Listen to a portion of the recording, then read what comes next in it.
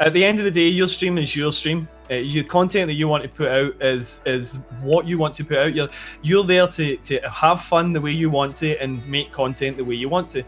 If people come in and they try and they're not interested in that content, then they're not interested. There'll be someone else along in a minute. You know what I mean? That's literally how you have to get used to it. That's going to happen. There are people going to come in and you're going to maybe even build up connections and they're going to disappear. That's the transient nature of being a streamer, you know, and having viewers.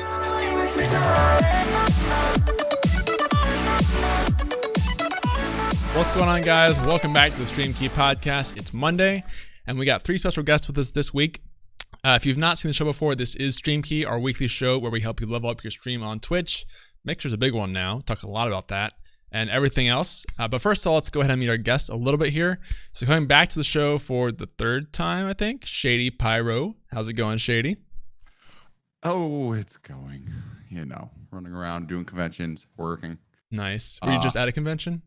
Yeah, I was at Rhode Island Con. Okay. Comic-Con. Nice. And so it's tiring. Like, it's slower than New York, and I feel more tired. Gotcha. Cool. Well, we're excited to have you back on to drop some more truth bombs this week. We'll see.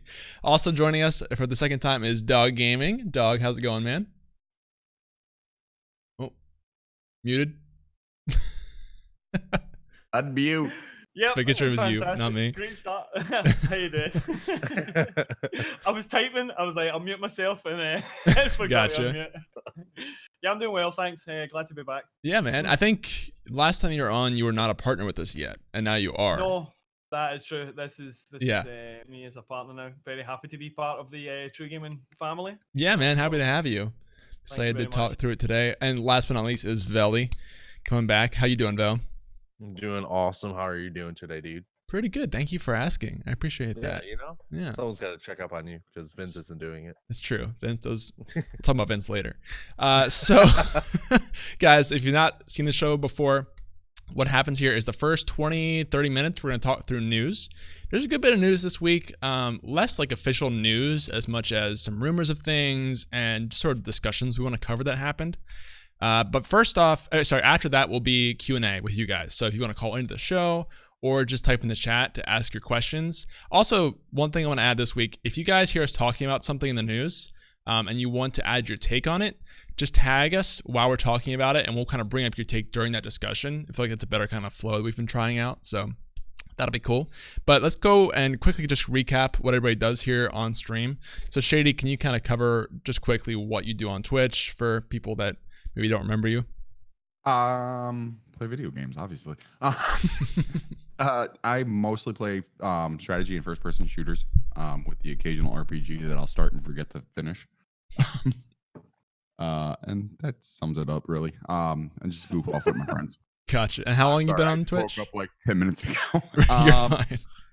I will be English. I've been on Twitch for about 3 years. Cool. Give or take. Cool. Sounds good. Dogg, you want to do your little elevator pitch here? Yeah. Well, we mostly play Siege on my channel. Basically, that's what. But what we do is I like to play with newer players, let them get some experience playing amongst a group of people, get to feel what it's like to play in a more organized team that a lot of people don't get the opportunity to do. Very important in Siege. So we welcome all levels of players in to get some experience and have some fun. Cool. Yeah, mostly Siege. We have a lot of Siege players this week, I think. Speaking of, last but not least, Vel, your little pitch too?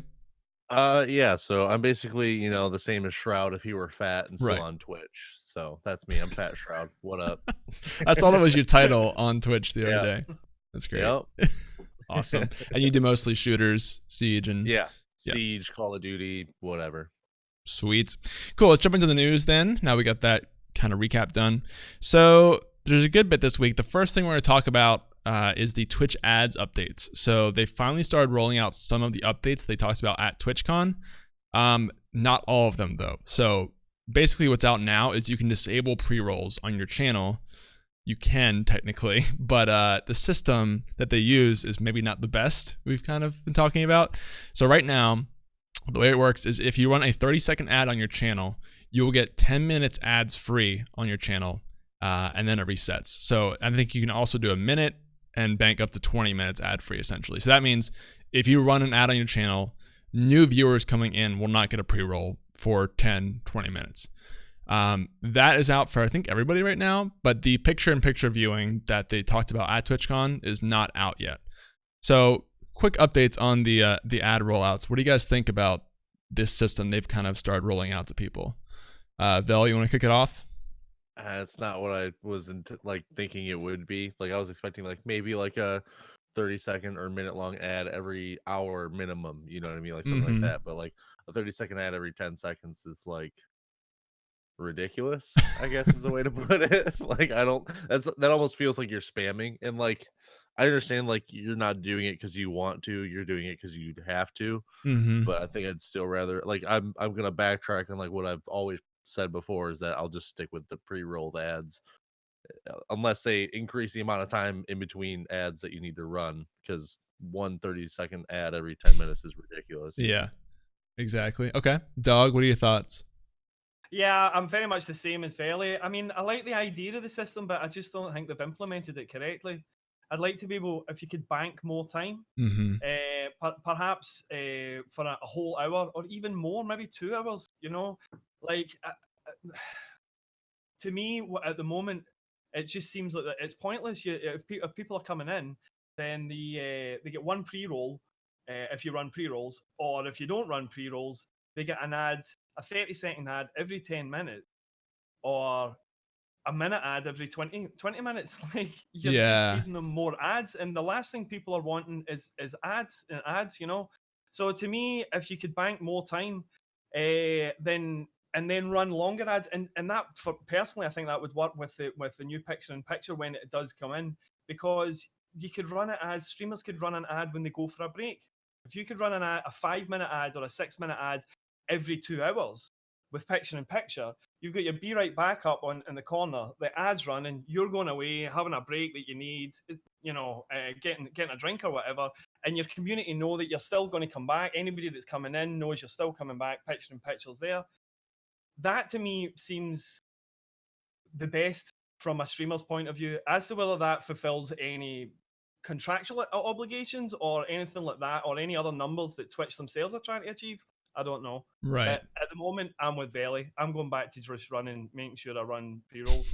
Yeah, it's unfortunate because this whole thing was supposed to, cut down on the ads, right, that were on Twitch, because that was the source of frustration. And this just seems like this can be more ads than before, which is the opposite. And to be clear, I think, so the initial thought when this came out was, well, can't you just roll a bunch of ads and then bank up like an hour or 2 hours? But I think it's limited to 2 ads, if I've read that correctly. If you guys know differently, please let me know. But so you can't kind of run a bunch of ads and sit on that for a couple hours. And we were talking about before the show, even, this is especially about certain games that are longer. So if you're playing like a MOBA or something that's engaging for 30 minutes to an hour, a 10 to 20 minute ad isn't even feasible for you anyway. So it's really tough there. Shady, what do you think about the ad changes?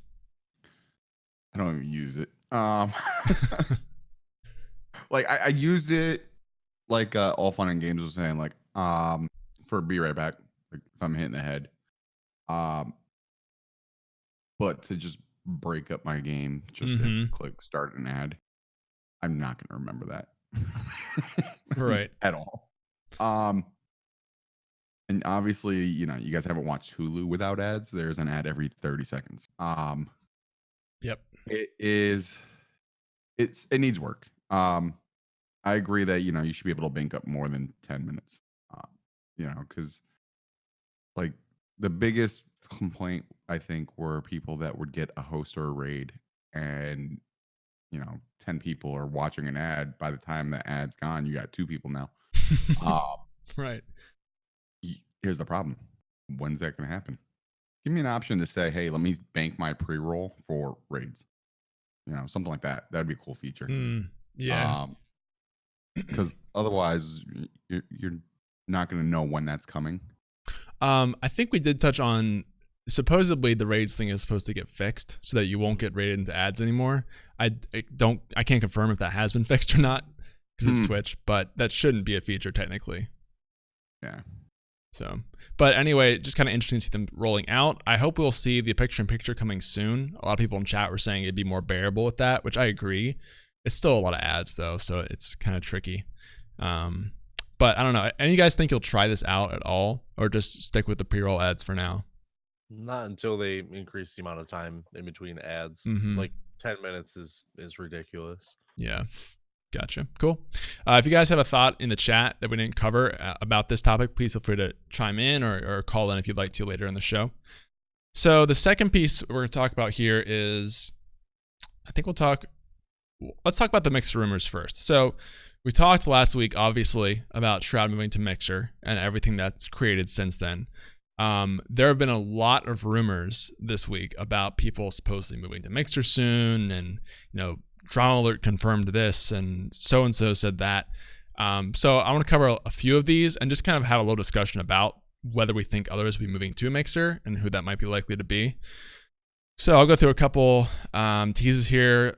First of all, there's one from Lupo and about Courage, actually, kind of doing like a tease. I put that link in the chat, saying he's going to mix things up today or whatever. We'll see if that comes out later today. I don't think it'll be a Mixer announcement, but you never know. Pokimane implied something on her stream. I don't have like the full clip of that, but basically saying she's going to sign a contract soon and implying it could be Mixer. And there was some talk about Tfue stuff. I didn't see a source on that, but a lot of people in the server were talking about Tfue, Drama Alert, all that stuff.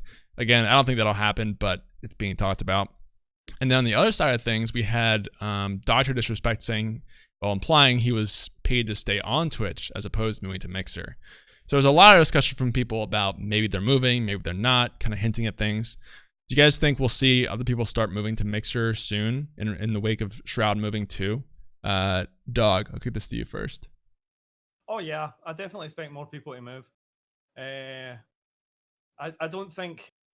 think it'd be very short-sighted of Mixer to just leave it at Ninja, Shroud, and Gotha line. If they're really going to be flinging the kinds of money around, they might as well just go for it. And just try and get as many as possible on board. So I don't doubt we'll see several more people, and I'm sure we'll see plenty of people asked and staying on Twitch as well.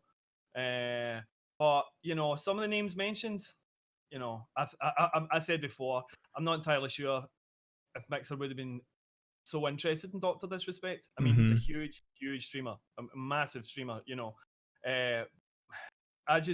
There's this whole thing that Mixer seem to be trying to have a very family-friendly platform, and I'm not entirely sure whether Dr. Disrespect fits into that. But some of the other names that are mentioned, Pokimane, I could easily see her move.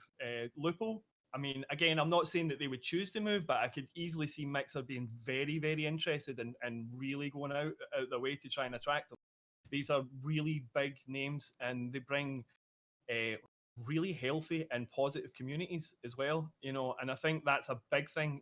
Like if you're trying to bring in a lot of viewers, you want to bring in as many positive viewers as possible, and as many streamers that have got that positive image, because you don't want to start out having to deal with any excuses or explanations for previous behaviors, or do you know what I mean? You don't want to have to be the next person to answer for that behavior either. Yeah. So yeah, I think I could definitely see those people, those kind of streamers being approached. Yeah, I think looking at all the leaks that kind of came out, I think Pokimane's is the one that seemed the closest to actually happening. So in the clip that she said she had a contract she was about to sign, but she couldn't announce it formally. Vince was saying too, there was a full clip that she actually talked about it being a streaming platform, but then naming a bunch of platforms, and it wasn't clear which one it was. So that seems like the most concrete of everything else. Everything else is sort of a rumor, or maybe streamers just kind of playing the game and trying to get an offer back from Twitch. That's actually one thing people talked about, was some of this could just be streamers fishing for an offer from Twitch, since we did see the official one from Nick Merckx recently, trying to get on that train. But Val, do you have any thoughts about this? I think there's some truth to the streamers talking about potentially, signing a contract over to Mixer, but at the same time, like, it is smart of them to try to like make Twitch realize that we should probably get them a contract to stay here. I mean, anybody who does this full time would love to have a contract to do it. just for the job security and everything. So it makes sense for for both decisions, whether it's kind of like a gimmick to get a contract or whether they are actually switching to Mixer. Yeah. Do you think we will see people move over to Mixer though? Oh, 100%. Yeah. Yeah. People are 100%. Gotcha. Shady, any thoughts on all this discussion? I mean, when you throw millions of dollars at people, they tend to say yes. Even like they were talking about Dr. Disrespect. Like every news article I saw was like, oh, he refuses to leave Twitch and stuff like that. But he even said like if Mixer threw enough money at him, he'd be like, yeah, sure. Like he said he would have took Ninja's deal. Like he said Ninja got, I think, 10. You'd be a fool not to take 10, even if you're making close to that on Twitch, because that 10 it doesn't account for your subscribers that you're gonna get. You know? I don't think the number was confirmed for Ninja. It's like It wasn't anywhere from 10 to 100 is what people are saying, basically. Yeah, he was talking about it being 10. Yeah. I've also seen a lot saying it was like 20. And what I've been seeing from the big ones that have left for it is more of, hey, we approached Twitch. We said, hey, these are the things that we need to adjust on the platform. Twitch ignored them. Mixer said, hey, we'll give you guys creative rights, like creative input on the platform. And that's what they left for. Yeah, I mean, they left for the money too, but doesn't hurt for sure. That was the other incentive for them. They want to help grow the platform in what they see it needs. Right. And being able to say, hey, don't run pre-roll ads, and then them going, okay, let's fix that, is a whole thing. No, go ahead. No, I was just gonna say really quick. I know some of the webcams are blinking out, guys. I think it's Discord having maybe video call issues right now. We'll try to get that hopefully fixed in the next bit here. There was a point from Dat Glass. I thought that's interesting. Who said, at the present point, there isn't enough of a creative presence for me to consider it myself. They just don't have the audience. I think that's interesting because it seems like Mixer is really dominated by FPS stuff right now. Both Ninja and Shroud fall into that category. And so, like, I noticed for myself, the League of Legends directory is dead on Mixer. Like, you compare that to Twitch and Mixer, and if you're a League of Legends streamer, you'd be pretty stupid to go to Mixer at this point, until, theoretically they buy up a big League streamer and kind of grow that directory a bit. So I think that is a good point if you're considering that. Like, if what you're streaming doesn't really have an audience on Mixer right now, it doesn't make a lot of sense. Or maybe it makes more sense. It's a risky game to play. I mean, if you're an established streamer, you can become like the streamer in that directory there, right? Yeah. But you're playing that dangerous game of, you're going to have to be good enough to build an audience by yourself on that platform. So that's a little tricky. Yeah. I do think you're going to see more people jumping ship. Oh, absolutely. Oh, yeah. And tons on the lower level, because all the lower people are going to be like, oh, these guys are leaving. Let me try to get on that bandwagon. So you think those will just be like natural moves, not paid moves? Yeah, I think there'll be natural moves. Gotcha. They just started rolling out like their monetization as well. So their Twitch affiliate program or whatever, but I think it's just open. You get paid. Right. Yeah, it's pretty open to all now, I think. Yeah.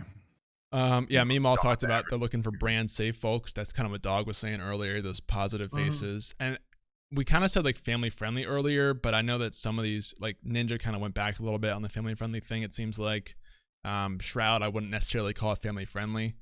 So, yeah, perhaps family friendly is the wrong term, but they're less of brand risks. They're not trying to get a streamer that takes a video in the bathroom. Yeah, well, amongst other things, amongst other things. So, like, they're not brand risk. They're not going to find themselves, they're not going to find themselves in hot water because Shroud has done something that everybody's like, oh my God, why did you do that? Do you know what I mean?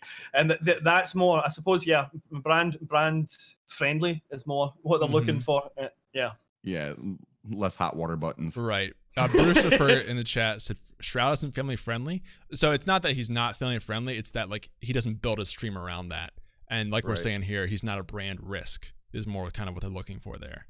Yeah, like Ninja went family friendly and stopped cursing as much. Right. That was a very he made that a public kind of announcement there. Yeah, he was like, "Hey guys, I'm going to tone down my cursing because now there's like 12-year-olds watching me." Right. Which is understandable. Care either way. Right. Yep. Please read my comment with sarcasm. Okay. Just making sure. No, I think it's fair though, because like family friendly is this, I don't know, kind of a meme sort of. It goes back and forth with people, and like one day someone's family friendly and the next day they're not, and so you can't really keep track. But I just want to cover that because we might see some more shifts coming in the next weeks, especially with a lot of these big names teasing stuff. So we'll keep an eye on that for you guys. Also, the last piece of big discussion I want to touch on was actually Mark Cuban kind of got involved in the streaming esports discussion space. And I will link one of his most controversial tweets that went out in the chat for you guys. Basically, he did an interview where he was talking about esports as an industry is not very smart from a business standpoint in the US. And then he kind of got into streaming off of that and talked about, so specifically the move from Ninja to Mixer. He thought that reason was completely around the fact that he now gets paid to stream on a salary, and therefore he doesn't have to stream as long. His comment was basically these streamers who are trying to go huge, these big streamers, have no life outside of Twitch. And that was the reason that he thinks Ninja made the move.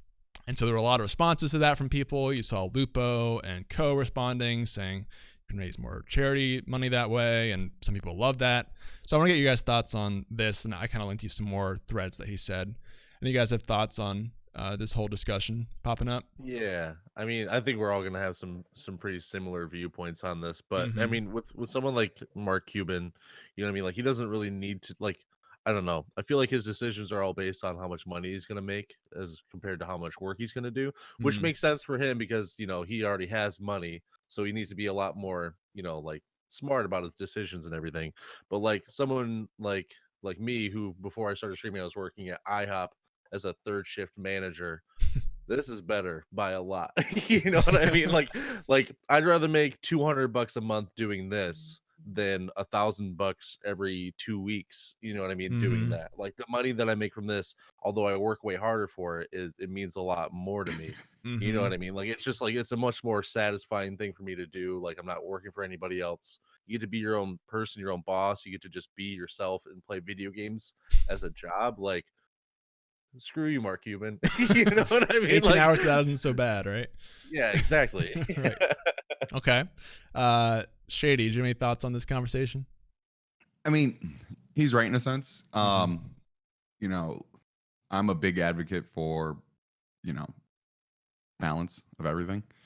And so a lot of these streamers, like, they're at their computer for 12, 14 hours a day playing a video game, editing videos of the games they just played so that they can get that content out. They don't have anything else, any time for anything else. I think recently Tim just reposted something, and I thought that was great. He started like focusing on the gym as well outside of his stream. If you're getting a dedicated $8 million a year plus your subscribers, and you don't have to, like, that money's there. You don't have to say, all right, if I don't stream this weekend, I'm not going to get these subscribers, therefore I'm not going to get paid. Now you can say, all right, well, I don't have to stream Saturday and Sunday anymore. I could just do 9 to 5, Monday through Friday. I got time to go to the gym now. I got time to actually cook food instead of throwing in a Hot Pocket in the microwave.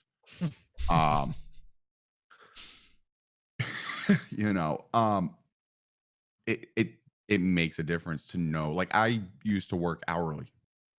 Now I'm on a salary job. It makes a big difference knowing, hey, if I call in sick, I'm still getting X amount. I don't have to, like, when I was hourly, it was, hey, I'm going to be sick anyway. Might as well get paid to be sick. Now it's, I'm getting paid anyway. Goodbye.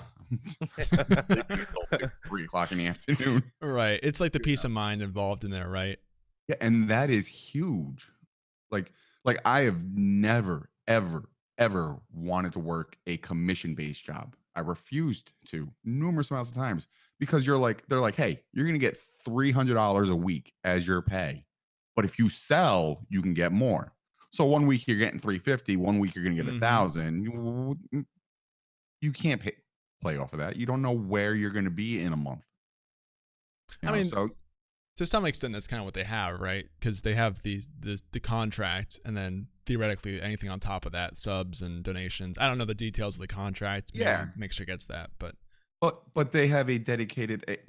If they get paid $10 million and they can't afford to live, if you're getting paid $10 million and you have to worry about getting 5 subscribers that month, or else you're going to starve, you have a whole different problem. I'm sorry, but like. Throw it back to when Ninja really blew up, and he went to that Ninja versus everybody thing in Vegas. You know, they interviewed him, and he's like, "Look, I'm losing $50,000 just by being here because I'm not streaming and getting my subscriptions." Now he doesn't have to worry about that. Now he can go do that. He can build his brand more. He can do events that's not necessarily on Mixer, and not worry about it because he has a guaranteed paycheck. Mm-hmm. Yeah. Dogg, you have thoughts on reading through the Mark Cuban discussions? I mean, actually, I agree with quite a lot what Velok and Shady were saying. I mean, firstly, from Mark Cuban's point of view, he doesn't see it. He's not, he doesn't see it the way other people see it. The streamer like Ninja that sees it. It's not just earning money. It's their life. It's their passion. Gaming's something that they started out doing, something they loved, and it's taken them on to be something that earns them all this cash. Do you know what I mean? So I understand where he's coming from, and in a sense he is right if you look at it in a purely business point of view. But at the end of the day, we can't all look at our life in a purely business point of view. We all have to get up in the morning and go and work at whatever job it is, like Belly said, and we all have to weigh that up against what we are willing to do, what we know we're capable of doing over X amount of years, and what we want to do.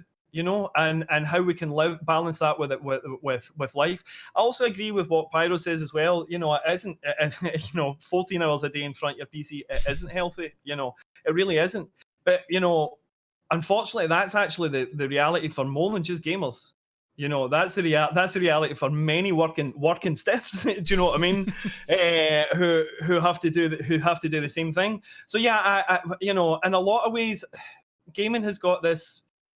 I don't think Mark Cuban's exactly looking at it in the same way. It's like if someone like Ninja, he's been grinding all that time. In essence, yes, he could have done that at the same thing in an office job, for example, done 10, 14 hours a day, did the grind for X amount of years, got promotions, did the work, and got to a point where he's on a salary and he can go and play golf if he decides or whatever. Do you know what I mean? But it's still the same level of commitment and work. It's just, would he have enjoyed it as much? Would he have had as much fun? These are the things that you weigh up. At the same time, you could go in that job, you could go and do the office job, do the hard work, and never get the promotion. Always go overlooked. You could go in and do that at the same time. So it's still there's no guarantee that if you went and did 10 and 14 hours anywhere else, you could get more return X. You know what I mean? You still take that risk. You could still run into a boss that just doesn't like you. You're never going anywhere. Do you know what I mean? These are all issues that can beset you in any job. So I don't know. I can see where Mark Cuban's coming from as a rich guy, looking at it from a rich guy's point of view. Do you know what I mean? Right. But, as someone who like Ninja or any of the other streamers that are doing it, I don't know. I think it was Luke. Was it Lupo that said that a top tier streamer after X amount of years, if they're sensible about it, they could retire. They can have enough money put aside to say, hey, I can have a comfortable life. I can go and do other things. But another thing as well is streaming gives you a community that you just don't get in any other job. You get to experience and joys through other people. You get to have all the greatness of what a community is that you don't get going to a 9 to 5. Do you know what I mean? That you want out of. You come home and you do that with your family. You know what I mean? Streaming gives you a huge family. Right. But again, it's all about perspectives. Yeah, there's a lot to unpack there from both sides. The chat kind of agrees with you. Really quick, guys, I'm going to swap the camera here. We're going to reset the server on the Discord call to try and fix some of the flashing issues. So we'll reconnect with them in 1 sec. But I'll read off some of what you guys were saying. I think Edible was saying that Mark Cuban's a businessman. He's going to approach all with work profit output. He isn't wrong and he isn't right. Yeah, I think that's kind of true, right? There's two sides to the argument. There's the side of the businessman and being the most efficient and optimal and growing your business with smart time money management. And then there's the side of the passion and, do you sort of forsake efficiency in favor of the thing that you love to do and just put your all into it? So I think that's some good points you guys bring up. There was also a question from, I think, Troy Edward, who said, I'm not as familiar with Mixer. Do they have anything similar to Twitch Rivals, or have they announced working on anything similar? So I'm not as familiar with Mixer either, but I don't think they have like a Twitch Rivals type of feature. I've seen them do some sort of competitions, but it's nothing as big as Twitch Rivals, and they don't have in-person events, to my understanding. And you guys know if they do that sort of thing at Mixer? I don't think so. I have no clue at all. I've never seen anything like that. I mean, it would be a sensible thing for them to do. It's an easy way to bring in viewers of all different communities, and get them crossed. But I haven't seen them do anything like that. No. Yeah, I know there was one. So when Nick A30 moved over to Twitch, that was one of the things he cited for moving here. Was Twitch Rivals was something that a lot of other platforms didn't have. So again, that could have just been a PR thing. If he actually cared about that, who knows? But I don't think they have that. Yeah, I don't think Mixer has any of that stuff either. Yeah. They probably just leave it up to the companies hosting their own stuff right now. Right. Cool. Well, those are the actually there's a little bit more we can go through here. If you guys want to start moving into the Discord to go into calls, you can do that. I'm just going to fire off some small announcements before we do that. We tried switching the server. It didn't seem to have helped, but just must be Discord issues. Let's go through the news really quickly, the fast stuff. So first of all, Twitch made a goodbye video for Shroud. So instead of just sort of, purging him from the site like they did with Ninja, they actually made like a farewell video and put that on Twitter and everything. So that was kind of cool to see.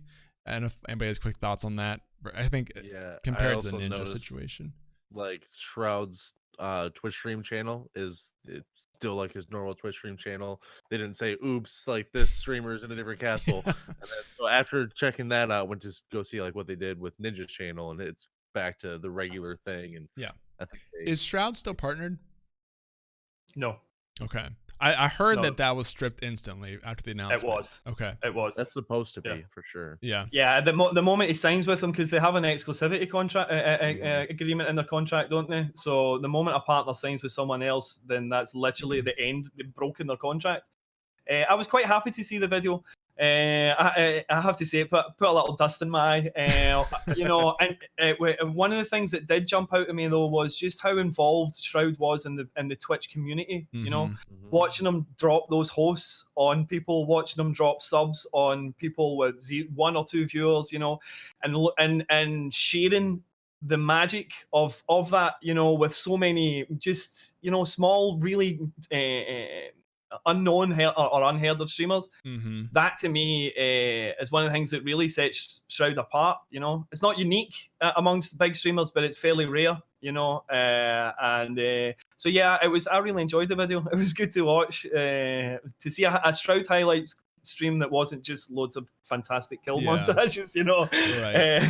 It was cool to see, because I remember watching some of the clips they showed like live when they happened, so it's kind of cool to look back on that.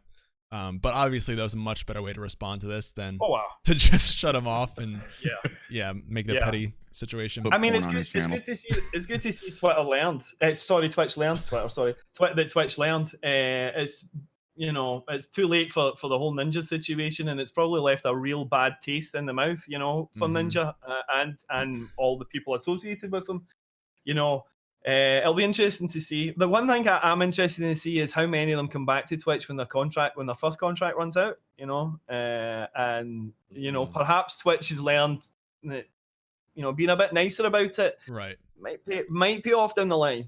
Yeah, we'll have to see on that, because that'll be a while. But I think. Oh yeah, absolutely. Right, yeah. The streamers benefit either way there, so I think that's fine.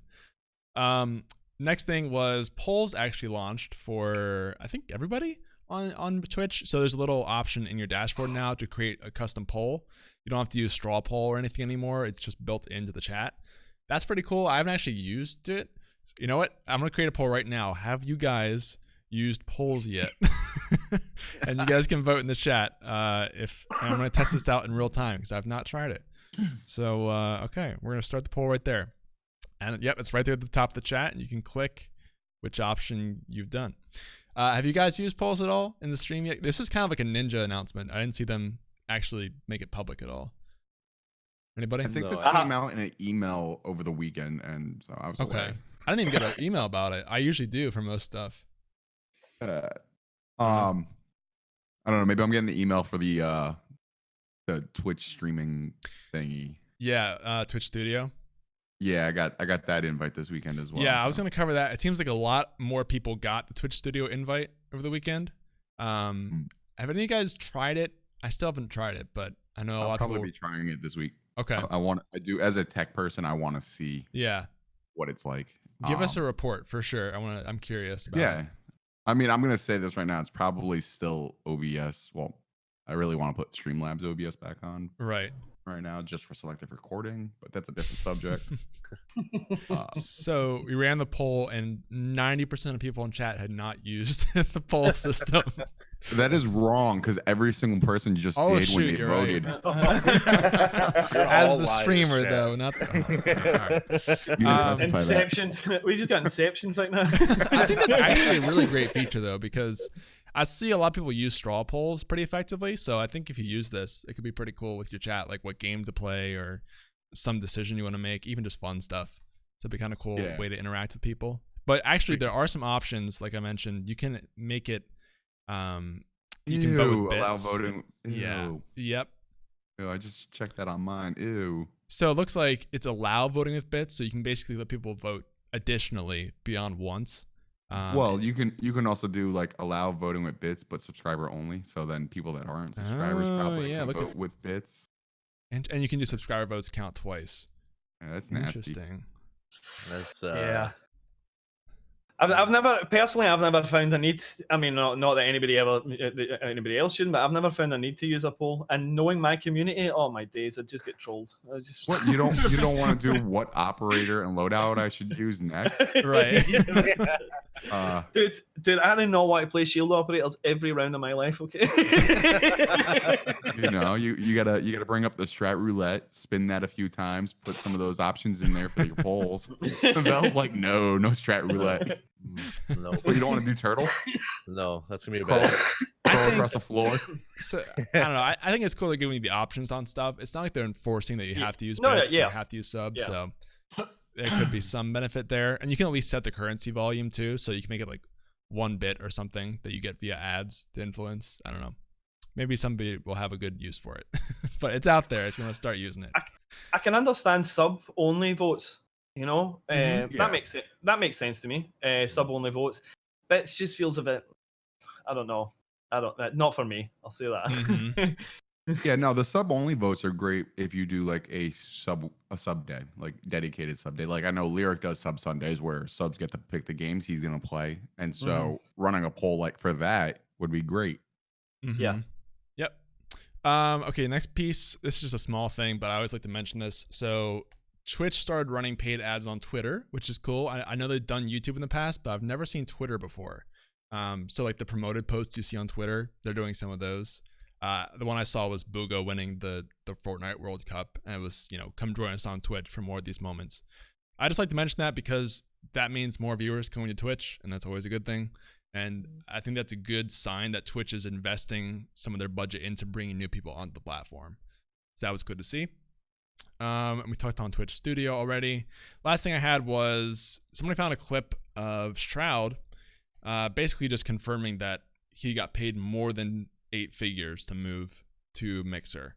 And that it was a big range there, just over 10 mil essentially, and that could be anything over that. But kind of interesting. That's all we know on the details of his contract. Yeah, he basically said he would not move for less than that. So you would think he wouldn't move for less than that after that, saying that. I'd move for like $100 Mixer. Come on. Yeah, hit me up. Real cheap, real value, real cheap. Shady, you're a cheap date. All right, that's a lot of news. Wow. Okay, so dollar menu, baby. Wow, we have 2 callers already. So let's go to the callers first. I do have a backup question. If you guys want to join that queue, callers get priority. So you can join the Discord right there. We'll pull you on the show. I'm gonna go ahead and pull on Savage Voice, who's been on a couple times. Brucifer. All right, Savage has been on a couple times. Hopefully his mic is not going to be blowing my eardrums out this time. We'll see what he has to say this week. Still ringing? Maybe. Savage? Hey, what's up, guys? Hey, man. How are you? Hi. I'm doing great. Show sounds great also. Thank you, dude. Thanks for calling in again this week. What do you want to talk about this week? One, I guess I have a question, I have a comment and a question. First comment is I see that these guys moving over probably may not. Okay, for Twitch as a company, maybe not the best thing for them as a business. For us as streamers and content creators, I think is the best move, just for the main fact of, regardless of the whole competition aspect, they move out, it creates a vacuum, and basically maybe not necessarily guys like me, but bigger streamers like you move up a step, smaller guys like me can move up into the next position, and that's kind of, I think, how it should work in any industry, especially something to do with entertainment. And then my question is, what do you guys think that Twitch should or can do to kind of close the app? Because I've seen like Trandon, he went over there just to play around and everything, but seeing how their setup is, Twitch could, in my opinion, Twitch could easily just look at what they're doing, take all the good things, bring it over here, and have more of a full experience that, like, as far as like for streamers, they're not having there. Like, you have to jump through hoops from what I'm seeing just to be able to start to get at the point, because they don't have like an affiliate level aspect of things. So what do you think they could do to close that gap, or should do to kind of like fix the app for one? Just like, this app is really upsetting me. Like, it's making me hard just to use non-curse words when explaining how much the Twitch app is really bugging me lately. But I want to know what you guys think. What features kind of specifically are you talking about that are on Mixer that could be added to Twitch? Because I think Twitch has been doing this already a little bit with like the low latency and the channel points system. So is there anything specifically you think could be for Twitch? Yeah, one simple thing they could do there, I don't know, it's confusing, and Don couldn't figure out either. Their whole sprites and GIFs and that whole thing. Here's the thing. I know as far as I could tell, they're incredibly pointless. There's no real aspect to it, but the bells and whistles and how it looks for a chat, it just brings it up to a whole level where even if nothing's going on, if you come from the outside, come in and you see that, and it's any number, like when he went on the first time and it was constantly going in his stream, it just makes it look better. It brings up the energy naturally, whereas on Twitch, we can do that, but us as the streamers, I think it's not as easy. Like, there, the bells and whistles are so bright that automatically it brings that streamer up another notch if they know how to properly use it. Whereas if they do that on Twitch, I think some it could easily go through the roof just on non-streamers enjoying it. Okay. So I'll throw the Vel first. Do you think there's any big features Mixer or Twitch could bring over from Mixer like that'd make a difference? I mean, I don't know about all the chat stuff that you're talking about. I feel like with that, it makes the streamer more happy because it looks like chat's moving more. But I don't really think that's going to make a difference to the viewer necessarily. Like, it might increase the mood for the streamer a little bit because it makes it look like chat's not as dead. But at the end of the day, like, chat isn't there for chat necessarily. They're there because of the streamer. So although the streamer might be happier that chat looks like it's moving more, it's really not. And the streamers or the viewers don't really care about that to begin with. You know what I mean? So, like, when it comes to being on Twitch, like, it might make it easier on Mixer for the streamer. Like, it's all on the streamer to make it entertaining, no matter what, no matter if chat's moving more or not. You know what I mean? I don't know. Do you think there's any features that, like, chat thing aside, is there any feature that Mixer has that Twitch needs to copy? What was that one for battle royales where if you're in the top 10? Hype zone. Hype zone. Hype zone. Really, really cool. Gotcha. Yeah. Okay. Dogg. Definitely. If they could get hype zone rolled out across different games, that's a huge way. I see a lot of people at the moment talking about discoverability. Hype Zone, that helps with discoverability. That helps because it doesn't matter if you are the biggest streamer or not. If you are on the Hype Zone, you're getting pushed out. And so, to me, that's the one feature I'd love to see from Mixer. See, key point, Mixer or Twitch can do it the other way and do the fail zone and just keep going to people that die at the beginning. I'll be all over that. That actually could probably work. That would still probably have the same effect. Exactly, I agree. You would have loads of people watching. I agree. I think it would probably have a better effect. Maybe the streamer fumble at this game. Yeah, there's actually one kind of thing that is so small but interested me. So we go to the Mixer homepage now. They have like that partner spotlight line where they have all the pictures of the partners. If you guys have seen that recently.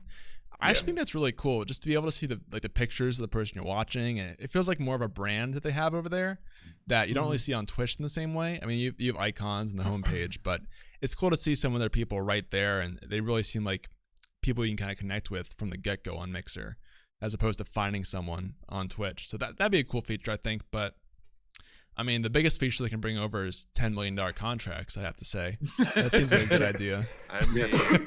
I mean. I'll take 5 million. I've streamed on Mixer before.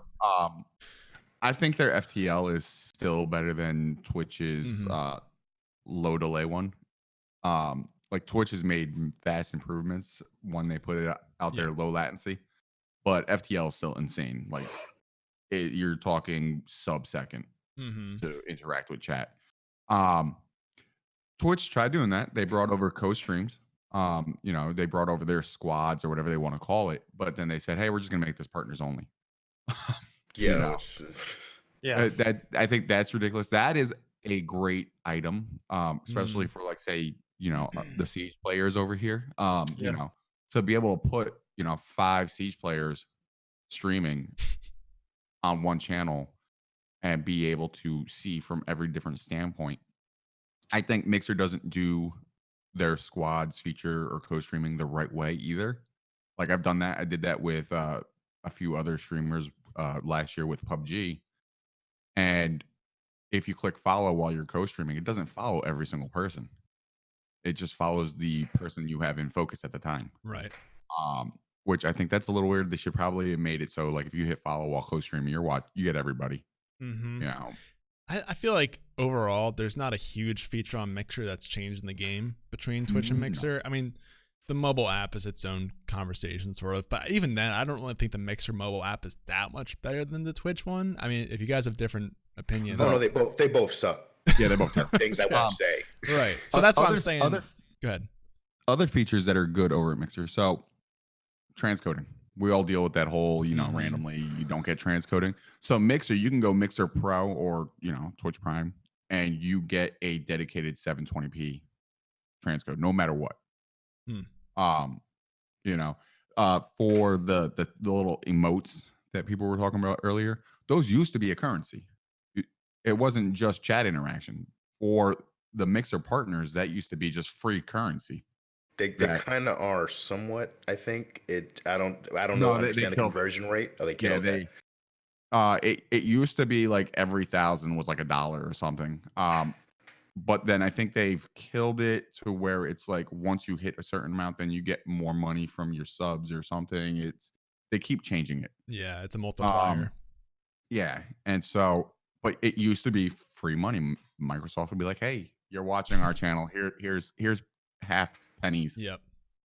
Yeah, I think you've seen it's kind of what DLive had too when they started with their point system, and they did away with that too. Seems like they realized that's not a very sustainable business model, just to give away money to buy attention. But it's Microsoft, they do that all the time. They got $1 billion from the government. Savage, do you have follow-up thoughts on any of that or questions? Well, they a specific part of the chat that I think just was really cool. There was just this one game that I don't know if Don started it or the viewer started it, where basically there's a ball bouncing up and you press something on either your app or your keyboard to keep the ball going. So basically, if you're only people in the chat can actually work with it, but it's something interactive that just like I said, really stupid, really small, nothing specific, but it's just the right amount of bells and whistles that seems like something fun visually for viewers to enjoy. Because I think at the end of the day, yes, we're bringing content. Yes, we are the main thing that they're there for, but it's an overall viewing experience. And I think anything that we have that we can add as an experience to make the experience better, I think gives them a step up that they're not taking advantage of. And just fix the app. Just because if you fix your app first, you automatically, like, they can say, okay, you guys got Ninja and you got whoever, but our app works. So you're going to use it every day. You can use this to watch our guys, or you can use theirs that doesn't work to try and watch whoever. But past that, I just want to say you guys are awesome. Always listen to every show. I woke up, by accident, but I happened to wake up and looked that you guys were on, saw the notification. So I was like, oh, well, let me just get prepared. This is the perfect way to start the day. So thanks again for everything that you guys do. Awesome, man. Thank you for calling in again. We appreciate it. Thanks for supporting the show. My pleasure. Talk to you later, man. Later. All right. We have two more callers. Dang, we're going lots today. Cap Safety, I'm going to add as a friend, and then Kitty will be afterwards. And then once we get the friend request come through, we will add Cap Safety onto the show. Yeah, there's a lot of changes. I don't know. The only thing with the mobile app, I'll say, I feel like people rag on the mobile app a lot, but then there's not like a specific issue. Like, do you guys have problems with the mobile app? The delay. I don't really use it. I'll be Okay. It's just not a convenient thing to do compared to desktop. It's Right. I mean, never going to be as good. Yeah, I use it when I'm like cooking or something and I want to listen to a stream at the same time. But I don't really have a huge problem with the mobile app. I don't know. Like, other than, fundamental, it'd be nice to have a Discover tab that was different or something. But that's not like a breaking the app situation. Right. I feel as well that phones are going to play a big part in perhaps app issues. Some person has one phone and it just doesn't work quite the same. Might well be the case that you're finding specific issues. But sorry, Belly, I'm cutting over you. No, you're good. You're good. I mean, the only time I really use the app is just to talk in chat, and I'll have like the actual video up on my Xbox or something like that. Like, I don't know. I'll do whatever I can to not have to watch a Twitch stream on my phone. Okay, the app on the console, though, really? I think that's better? Better screen size. That's true.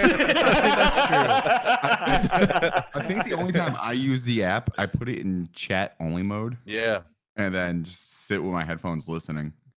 That's true. I actually like the audio only mode sometimes. Okay. If you just want to listen to like an esports game or something here at Cast, if there's really good casters, you can kind of still visualize it. Yeah. So and the only other time I'll use the app is when I have to run away from the computer while I'm live and I want to talk to chat still. So Cap Safety and Kitty are both not accepting my friend requests, so I can't bring them on the show. If you guys are watching, please accept the friend request. Otherwise, I can't bring you into the call. So just want to mention that. Like, it's not worth it. It's not worth accepting their friend request. They may have been waiting for a while, so I'm not sure if they're listening. Cap said they tried. Interesting. What happened? What's the issue? I can keep sending friend requests. I don't know. I'll keep doing that. But actually, okay, Kitty did accept it. So Caps, while you try and get that figure out, we'll add Kitty on here and see what she has to say here. So I'm adding right now, Vince. Here we go. Adding someone to the call right now. Just like to have the screen. All right. Here we go. We're ringing. Kitty, hello? Muted. Maybe. Or definitely. Mic's not working. Hello. Hey, how's it going? Kitty. Good. Can you guys hear me all right? Yeah. How are you? Dope. Doing well, thank you. Morning, everyone. How's it going? Morning. Hey, Morning, Kitty. Yeah. What do you want to chat about today? I wanted to bring up another issue that I know a lot of people have had with Mixer, but hasn't really been touched on at all today. But it has to do with female streamers on the platform, and the fact that if you wear certain clothing that is perfectly normal clothing, it automatically puts you in the 18 and up only category. So yeah, Oh yeah, absolutely. If you look, you're only allowed to wear crop tops and strapless tops if you are an 18 and up streamer. If you stream for 18 and up categories, which is pretty shit. Especially if you're someone like, and like, you know, I get what they're trying to say, like, oh, we don't want titty streamers out here, Right. evil, the devil. But like, also, there's a certain number of people, like, say, myself, who live in the Boston, you know, 80% humidity and 98 degrees summer without any air conditioning in the house. And like, there are often times where it's just like, hey, I don't feel like sweating my ass off. How about like, no. How would I just wear what makes me comfortable? I understand not having over sexualized content and how that can be, you know, a fine line to walk for a lot of people. But generally speaking, if you're trying to like say what women can and can't wear on a platform, it definitely starts sliding down a very slippery slope. And I know Twitch has done it too, but it's very weird. Yeah. I think I'm gonna have to go on Mixer and put on a tube top and see if they put it over. Right? I'll watch that for sure. Send me the link. Send me the link. So, Like, excuse me, you didn't do it for me. No. do you have like a question or take on this that you think we should kind of talk about in the panel here related to that? I don't know. I know that there are a lot of people who say that female streamers get treated better on Twitch than their male counterparts. But how do you guys feel that stuff like this can affect, I don't know, how do you feel as, I guess, not females on the platform? How does limiting, you know, having people limit what people can and can't wear feel for you guys as streamers? Do you feel like they're maybe, you know, it's making it like, oh, well, that's good, they're making it about the content? Or is it like, well, that's not right, they're not really limiting what I can do except not taking my shirt off, boo-hoo. Like, I want to preface this by saying we're all guys on this panel this week, and I've never seen these guys wear anything but a t-shirt or a hoodie. So but before then, luckily, yeah, I definitely rocked the tank top once on stream. Shady, do you want to kick this one off? Look, I'm very liberal when it comes to most of that stuff. I don't give a shit what people are wearing. You know, if you want to be one of the quote unquote titty streamers, whatever, like the 13-year-old that's gonna go want to watch it and troll you is gonna be there no matter what. Like you can, right. I've seen women streamers that, you know, they can wear a hoodie, you know, and they're still going to get shit. So absolutely. It's weird. It bothers me. But they're not gonna fix it. So just don't give a shit. They're getting paid regardless. I find it just weird that people care what other people are wearing. As long as you're not naked on the stream, you know, as long as you're not doing oh, I'm gonna pet my dog and show my cooch on stream. You know? I don't see a point. Like they're tits. Who, like, if part of them are showing, like, I'm gonna start showing mine, see if they call me a titty streamer. You know.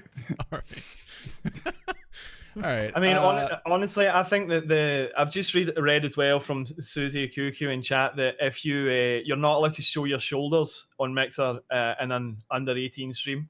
That's correct. I mean, to me, that's a big yikes. That comes across as extreme. You know, extremely puritanical, like shoulders. Okay, yeah. Oh, I see. You know, and it does step into that. I'm not a woman. I have no personal experience in that, but it does step into that. We're going to control exactly how you are and what you do and something. That's, you know, that's a big no for me. That's a big no. I'm with Shady as well. If you're not flashing, if you're not basically naked, do you know what I mean? Then what's the issue? You know, your content shouldn't, you know. So she's wearing a boob tube, whatever, you know, like. so what? You know what I mean? Like, our content might well be drawing something. Do you know what I mean? They might be drawing little poppies or something. That's 18 plus content? Okay, you know. I don't know. That to me it's pandering to the wrong parts of the gaming community. You know, it's a dog whistle, if you will, to people that are that are out there screaming that, you know, tech streamers are taking their views. You know, it's, to me, that's Make better content. Yeah, exactly. That whole thing leaves a bad taste in my mouth. You know, I'm an ankle guy myself. Someone says in chat, and then that's exactly it. This is what we're talking about. You know, I get the vapors when I see a neckline. Oh, you know, it's ridiculous. Yeah, it's like, I don't think that they should be controlling like what people are wearing by any means. Like everyone said, if you're not naked, like if you're not showing too much, like there shouldn't be an issue. But I do understand, like from a business standpoint, why they would want to set, you know, very strict standards. That way you don't have someone, you know, like Amaranth doing ASMR on the floor with her dog, and then just something happens to slip out. You know what I mean? Like, if you know you can't show shoulder, you're probably not going to do that. You know what I mean? Like, so I understand like where they're coming from, but I feel it is too aggressive and it is too controlling. I think that they could they could loosen up the standards a little bit and still not have those kind of situations. You know what I mean? Yeah. So absolutely. I don't know. Yeah, I think to go off of that, to play devil's advocate a little bit, one thing I see people talk about that's good about this is it's really specific about where the boundary is, as opposed to Twitch, where it can be very vague as to what's allowed and what's not. And I pulled up, we talked about this a couple months ago when it first got announced, but the Mixer CEO made a comment on why they have this. I just want to read it off again so we can hear it. He said, Twitch has struggled with things like enforcement for a long time because it's a hard problem to solve. One of the things we did early on to try to get ahead of that stuff was making our rules of conduct as clear and objective as possible so that you know if you're doing something wrong. There's not really a gray area. If you look at our code of conduct as it relates to clothing, we outline the exact requirements in terms of clothing at each different rating on Mixer. That's just one of the things we do on that front to make it really clear. So I think in terms of having specific boundaries, like there's an argument there on why that is a good thing. The boundaries themselves is another argument. Does that make sense? So they could, I think, you know, I respect them for making very clear boundaries. I think that is probably a good idea for most moderation policies, but in terms of where they set the line, that may have been the wrong place, if that makes sense. I think also something that is unfortunate but true, and you see it all the time with, you know, in schools that have dress codes and various things. It also largely depends on women's bodies, how they look in the same articles of clothing. So you can have two people wearing identical things and have one person get in trouble for it and one person not. This definitely happened with me in school, where I was wearing the exact same shirts from like Limited 2 that everybody else was wearing, but because I like hit puberty early, I was getting called into the principal's office telling me that I needed to go shop somewhere else. Yep. And so it's really unfortunate that, like, you know, they say that they're making these very objective rules, but more than likely the reality of it is that there's still going to be certain people who get hit and certain people who don't for the same exact outfit, just because their bodies look different. And when you start policing women's bodies, it becomes a big problem. Yeah. Devil's advocate there a little bit again. I have seen a lot of cases on Twitch where that has happened, where people you'll pull up the same exact outfit and this person gets banned and that person didn't. So that could be an argument as to why they're trying to set that. But again, if it's happening anyway on Mixer, then what's the point of the boundaries at all? So exactly. I mean, we've talked based on how Twitch enforces its TOS, and you know, if you bring money in, they don't really apply to you. But like Mango in chat was pointing out, like gender specific rules, and that's why I made the joke. Like, I'm gonna go stream in a 2-top over there, see if I get put in 18 and over. You know, because then you have the argument for, well, he's showing a shoulder. Why is he, you know? But I think it is smart for Mixer to say, hey, these are our guidelines, period. You know, if you cross them, you get this no matter what, no matter who you are. And as long as they continue to enforce it equally, that's all that matters. They have to stick to it. Yeah. I really appreciate you guys having me on today. I do actually have to get going, but you guys are great. Keep up the awesome work. Thank you. I'll see you guys next time. Sounds Love you, Katie. Thanks for calling in. Catch you later. So much. Anytime. Bye-bye. See ya. All right. That's a cool conversation. I don't think we've talked about that since it got announced. So that was pretty cool. Right. All right, let's see if we can get Caps on. Maybe yes, he did accept my friend request, so we can actually add him on the show now. Everybody know Cap safety? Maybe. Not sure. Okay, we'll see. He's got a streamer picture with some llamas in there in Discord. Caps, you there? Hello. Hey, how's it going, man? How are you? Pretty good. How are you doing? Good. Thanks for calling in today. What do you want to chat about? So I got 2 questions, if that's all right. Sure, go for it. So I'm a brand new mixer or a streamer to Mixer. I started streaming on there about a month and a half ago now.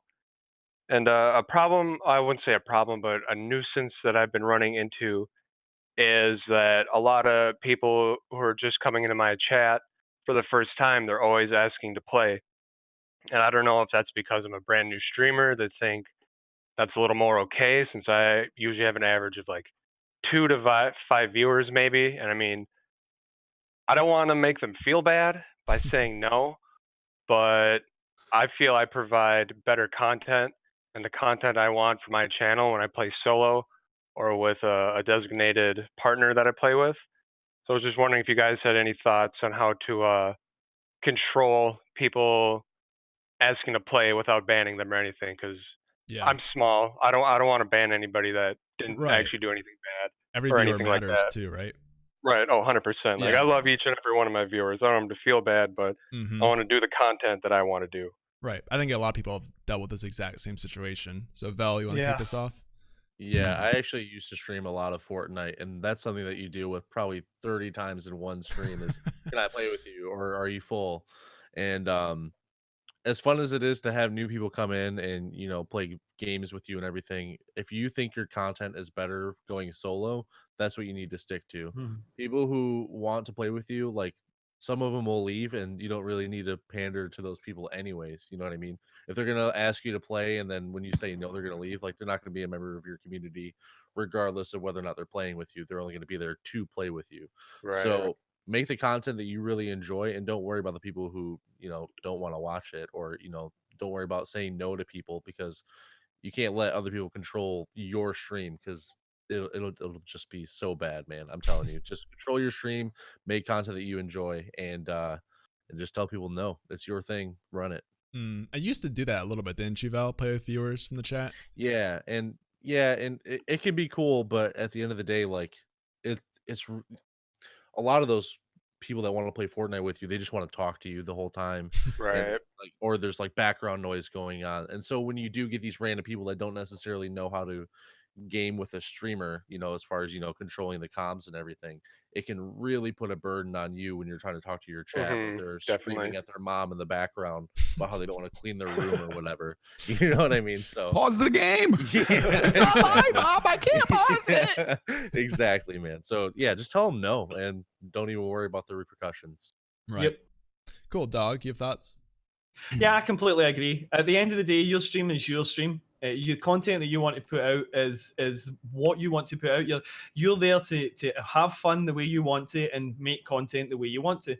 If people come in and they try and they're not interested in that content, then they're not interested.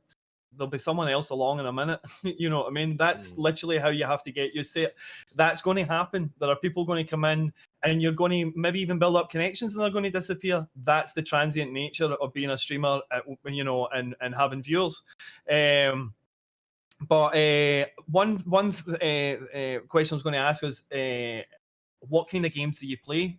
You know, there might be the case that some games you're going to get more people, like Velly said, Fortnite, for example. I don't know, you might play Fortnite. You're going to get more people coming in and asking you to play Fortnite than you are if you're playing Arma 3. You know, like you know what I'm saying? There's sort of variant levels. But the other thing I was going to ask as well, one of the things that can be done on Twitch, and I don't have enough experience with Mixer to do this, when you enter your rules, your chat rules, you know, anybody goes to chat, the chat rules come up. You can have it as a chat. You can have it as a chat rule that you don't play with viewers. You prefer to play on your own, and that might head off some people actually asking you in the first place. You know, there's a lot won't. There's a lot will ignore it, not read it. You know, but it might be something to help. Maybe cut down the numbers, but don't feel guilty about doing what you want to do on your stream. That's it. You know, it's your stream. Do it how you like. Right. And as Velly said, if they're coming in and the first thing they say is, "Can I play?" they're not sticking around if they're not playing. They're literally not sticking around. Yeah. You know. So yeah, don't feel guilty and just feel confident enough to say, "Hey, no, that's it." You know. Yeah. And that goes for anything too, not just playing with viewers. It's whatever Mm-hmm. you want to run your stream as. There's the ideal way to run it, and then at the end of the day, it's up to you to decide what you want to do with your content. So, Shady, do you have thoughts to add here? Real quick, what game are you playing? I play Escape from Tarkov right now. Is there team killing in that game? 100% there is. So say yes, and then just shoot them in the head. That's some good content, though. It won't be funny. Dude, yeah. You've got an entire YouTube video series out of that. Exactly. I might actually right there. I might actually switch to Tarkov now. What do you? All right, simple as that. That's That's amazing. all you do. That's amazing. Oh god. Do you have any kind of follow-up questions or thoughts on any of that? I do have a follow-up question. So before I even started streaming, I spent a long time on Instagram, just uploading clips every day just to get somewhat of a following going. But do you guys think when it comes to like your Instagram, your Twitter, any other social medias, you should stick to only gaming, or should you incorporate your own life with it too, or make a separate like personal account? Because for me right now, I'm uploading like my gaming and my personal life stuff all on the same account. And I'm just wondering what you guys kind of think about that. Sure. Yeah, good question. Who wants to kick this one off? Anybody? Dogg? I mean, I think having one account's the best way. You know, like at the end of the day, people want to see more than just videos and clips. They want to see a human being behind it. They want to connect with someone. And that's the thing about social media, you know. Right. Yeah, it's great to put up some great clips. You know, I do it myself. You know, but at the same time, you know, you're more than just that. You're a whole human being behind that, and people want to know that. They want to connect with you. They want to feel that this is someone that they can become friends with, that they can become part of the community, that they would want to know. You know, so I mean, having said that, there are obviously certain things that you shouldn't be posting. You know, right? You know, like your address. Don't be don't be toxing yourself. And you know, if you've really got to be liking all those posts of the anime titties, do it on another account. You know, do it on a burner account. You know, and nobody wants to be seeing all the porn. Do you know what I mean? Can I just make a PSA? People can see what you like on Twitter, so be careful Yes. about that. Yes, exactly. You know, I don't know how many times I'm like, okay. Instagram's getting rid of that. Yeah, that's the weird. So, Instagram I mean, got rid of the stalk of the stalk.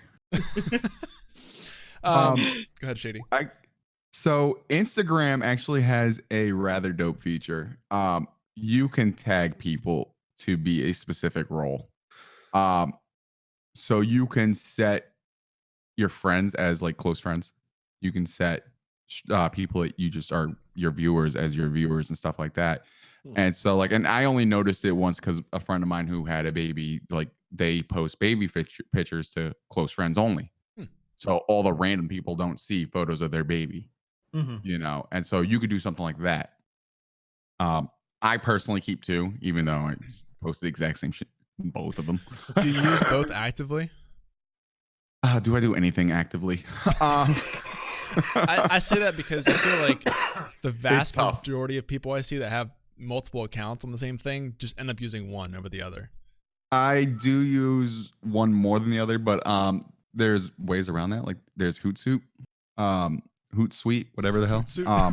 Hootsuite. That's my owl costume. And so you can set that to upload your photos to multiple spots. You know, there's ways around it. For peace of mind, one is easier. Just like I said, set your tags for close friends. Right. Yeah. Yeah, that's kind of what I was thinking. I just kind of wanted to reaffirm it. Yeah, I think, I don't know. I see a lot of people, especially in the past, who would create a gaming account for something. Even I did this, really. with like Twitter and Instagram. And like I said earlier, I feel like you just kind of end up using one. And I think the reason behind that is, I think for a lot of people, they want to kind of compartmentalize gaming into this one account and then keep everything else separate. But if you really want to make this grow to some point, you can't like leave that out of yourself or not include everything else. And there could be different reasons for that. Like maybe you don't want to share your gaming stuff with your personal friends, or you have some sort of anxiety about putting that out there. I think that's something that you just kind of have to work through and be okay with having as part of yourself. I've seen a lot of people go through that process with social media accounts in particular, and just sort of remerge their accounts at the end. But I keep it separate because my real life friends are toxic. Well, that's what I'm talking about, though. It's like at some point, I feel like if you really want to make this work and become a public figure in gaming, and like that's your ambition with streaming, you're gonna have to deal with that at some level, you know? Like I went through the whole, like, I used to play on console a lot, and so when I started the jump into streaming, you know, I started to move to PC, but I started to neglect my real life friends on console, like they're actual like friends who live local. I stopped playing with them on console because I wouldn't stream from there anymore because they would tend to not have a filter, and so N bombs would get dropped and stuff like that. I'm like, well, if you guys can't do that, then you know I'm out. You know, and so it happens. So that's why I keep it separate, because I got some toxic ass friends. Yeah, that's fair. That's Chubb, I'm looking at you. Call him out. Vel, you didn't have a chance to talk yet. Do you have thoughts on this? Yeah, I mean, I think you're doing the right thing with just doing one account. As soon as someone, like, for me, as soon as I see an account that only posts, you know, gaming highlights, I just think that person's just trying to be the next ninja. You know what I mean? And I don't really care to watch any of that, and it's just not for me. Yeah, I mean, even Ninja does a lot of personal stuff now with Instagram and Twitter. Yeah. But people just want to try to blow up just based on highlights and stuff like that without showing their personality or anything. And I'm more into, you know, seeing what kind of streamer the person is, as opposed to all this awesome stuff that they do in a video game. Yeah, and just quickly, I like to mention too, if you're looking at going into other social media, make sure that you kind of look at each social media as its own thing and not just a new way to bring people to Twitch.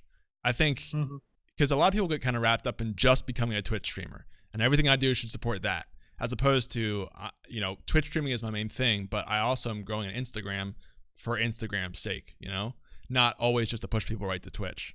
And I think there's a lot of value there that people should be jumping more on. So, you have follow-up questions or thoughts on that at all? I don't think so. I do have one final comment I'd like to say before I jump off the air here, if that's all right. Sure. In regards to Shroud moving to Mixer, I just want to say, super awesome. It's good to see another big streamer over on Mixer. And I think with Shroud, it's especially, it was bigger for him than Ninja, in my opinion, because he's more of a variety streamer. So now he's bringing light to so many different games. Because like before Shroud jumped to Mixer for Escape from Tarkov, the game that I play was usually only at maybe 60 total viewers on the whole platform. Everybody streaming it. Now that Shroud streams it there, sometimes Tarkov's usually sitting at around 200 to 300 viewers on there. Viewers on there, I mean. So it's just nice to see light being brought to smaller games from bigger people. Yeah. And I mean, at the end of the day, whether you're on Mixer, Twitch, YouTube, whatever, we're all gamers. We're all helping each other, and it's just something really good to see. Yeah, it's a good point. You have a lot of influence at that level to kind of shape people's direction of interest too. So, cool. Thank you for calling in, man. We really appreciate it. Yeah, thank you guys. Appreciate you for having me. Yeah. Hopefully we'll see you again soon. Oh yeah. Later. Yeah. All right. I think we have another caller. Two more callers. Jeez, guys. We have a whole call show this week. We're popular today. Very popular. Lumberjack Allen will be the next one we're going to add in here. And then we're going to bring in... I already forget just who else followed was me. in there.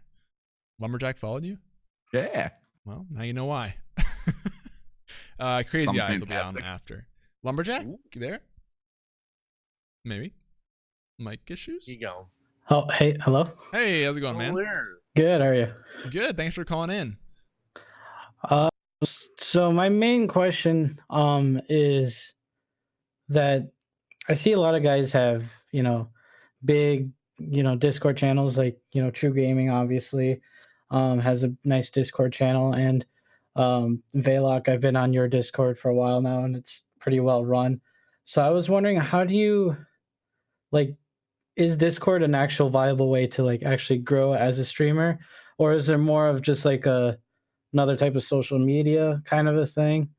And if it is viable, how do I get people to actually join my Discord? Because right now, I'll be honest, I mean, it's full of just my friends, and there's nothing wrong with my friends. Obviously, they're supportive, but like they already know my schedule. They're not, they're not trying to, figure out what I'm doing for streaming or whatever. They already know what that is. So how do I get more people to join that if it is a viable way to grow? Gotcha. Okay, yeah, I have some thoughts on this, but I'll kick this to you guys first. Val, you want to start with yours? Yeah, I don't think Discord is necessarily a way to grow at all. I think Discord is just another it's kind of like a utility social media platform like Twitter or Instagram. It's something that you use for people who are already watching you or supporting you in any way. So you're not going to get any real growth from it, but you will be able to interact with your community more at a deeper level than any other social media platform. And obviously give them a little bit easier updates as to when you're going live and stuff like that, and just things going on in your personal life that you wouldn't necessarily want to be put out on the social media or whatever. But it's like what it really comes down to is it's just a place for you to talk to your community when you're not streaming. That's what it is, and that's the way that it should be used, not necessarily as a growth tool, but as a connection building tool, you know what I mean, with the people that are in your community. And to get people to join, it's just, advertising it on your stream, you know what I mean. If you see like that you have people in your channel that aren't in your Discord, and you think that they would be interested in joining your Discord, just let them know. Post a link in your chat real quick, see if they join. Gotcha. Cool. Dog, your thoughts too? I agree with Elliot. If you want to grow your Discord membership, just push it.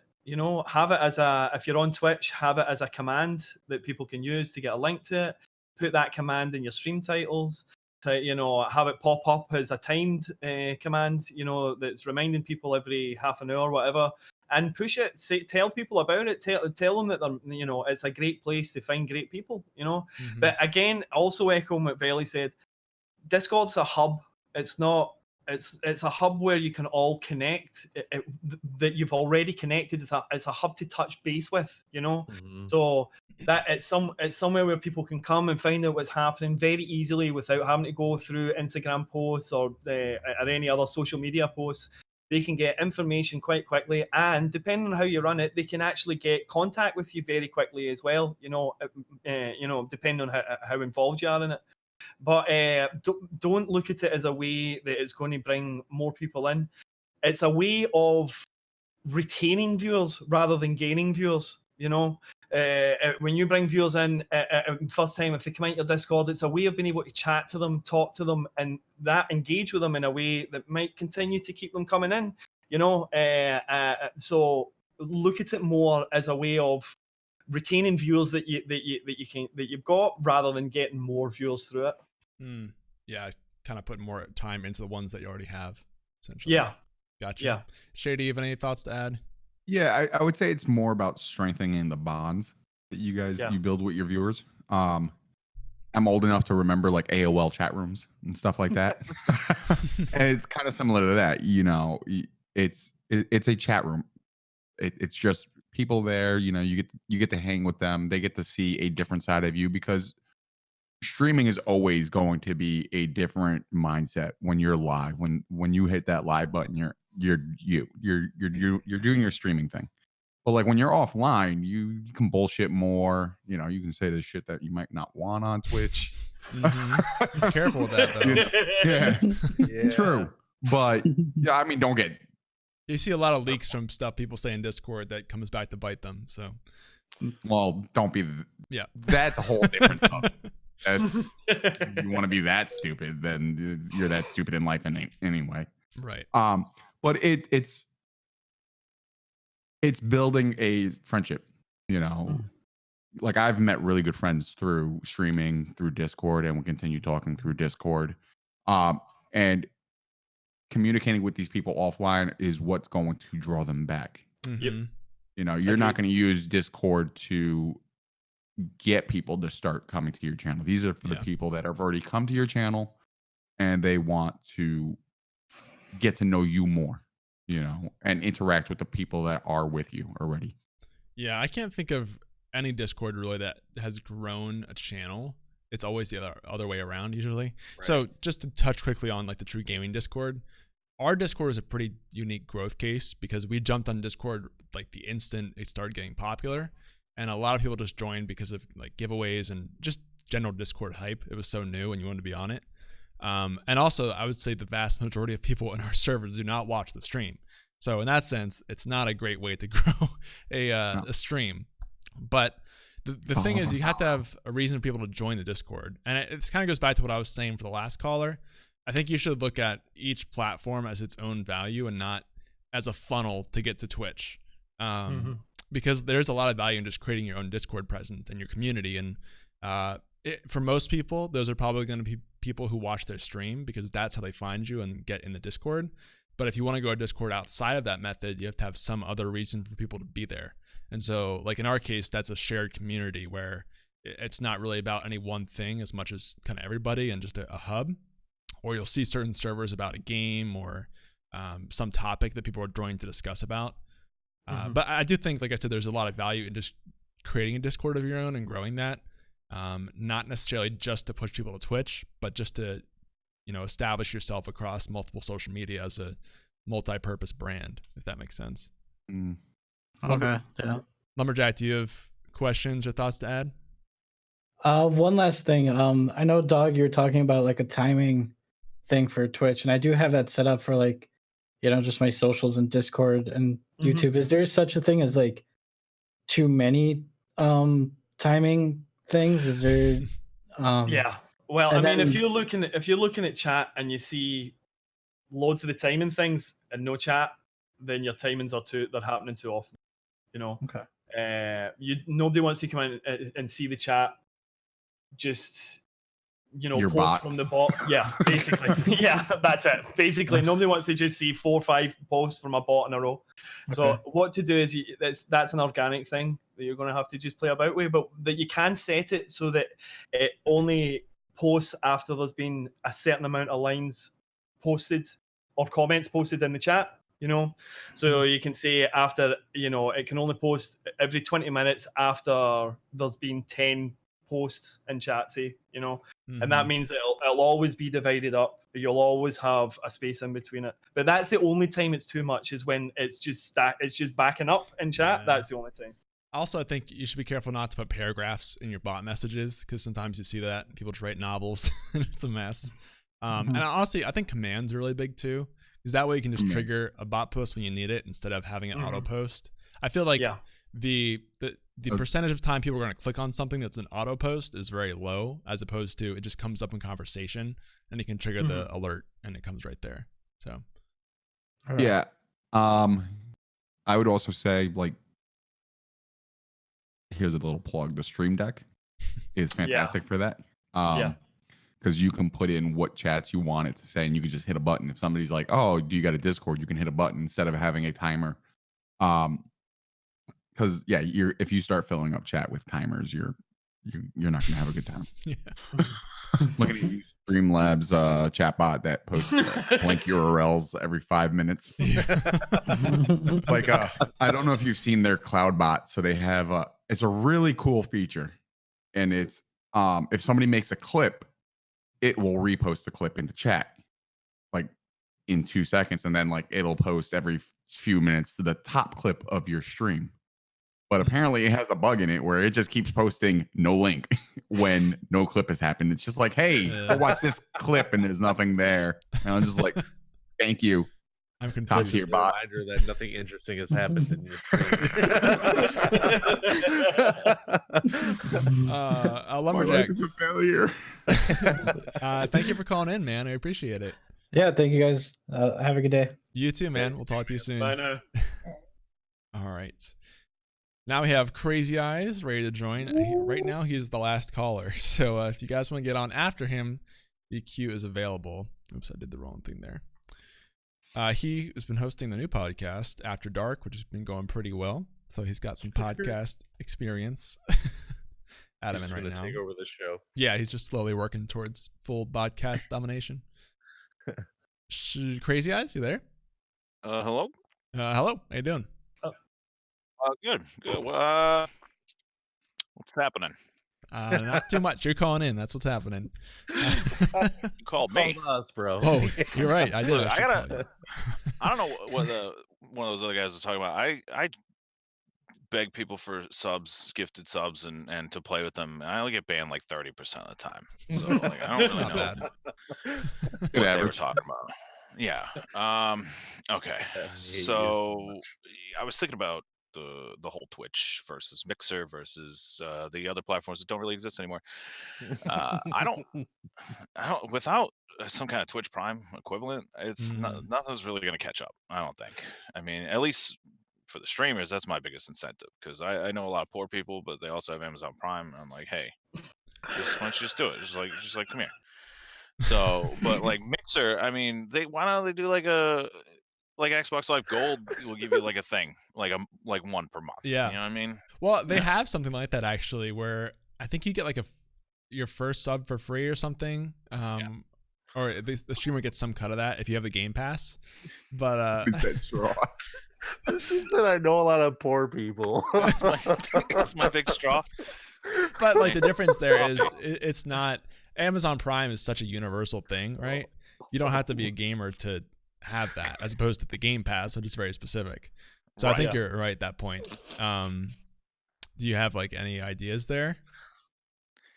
I mean, because Mixer's by gamers for gamers, right? That's not their tagline slogan.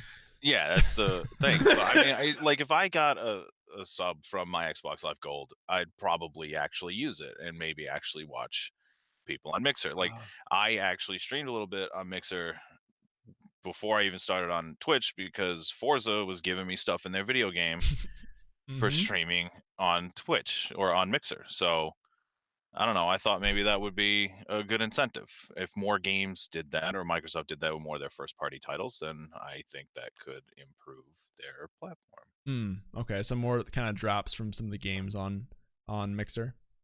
It was like a thing in the game. It was like a mission or whatever to stream so long on Mixer. And I did it for like 5.5 hours one day. I actually had like 10 people watch it. It's more than I've ever had ever. So it was good. Interesting. So it's like a direct promotion from the game to get you to stream on a platform, as opposed to just watching it. Exactly. Yeah, okay. Twitch does that. With Twitch drops. Thing for having like 3 viewers. The difference, Shady, is you have to be the one streaming to get the stuff. So instead of just watching an account, you have to go through the effort of streaming yourself. But at the same time, they did the reverse, where they gave you stuff in a game. Right. But that's the first I've heard of. Not as, Yeah, it's the first I've heard of a situation where you get rewards for streaming it yourself. You guys have thoughts on that at all, or anything like this with the Amazon versus Game Pass debate here?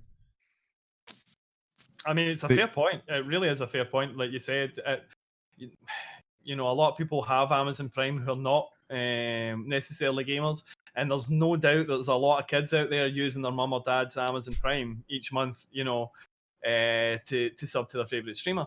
So yeah, that given some sort of free sub, given some incentive like that for some people in chat are mentioning Xbox Gold or Game Pass and stuff like that. It's not the same though, you know. Nah, give it to all their Office 365 subscribers. It's not. It isn't the same, but it is a step in the right direction. I mean, like, there's no way that they can recreate it. How, you know, Microsoft would have to go out and create one of the biggest supply chains in the world, you know. If you get Microsoft, they have the money. The OS, you get a free Mixer sub with that now. That's how it goes. If you have a computer. If you have internet. Anybody who voluntarily installs Windows 8 will give you 5 years of free sub. Oh God, no! They don't want people on Windows 8. They want people on 10.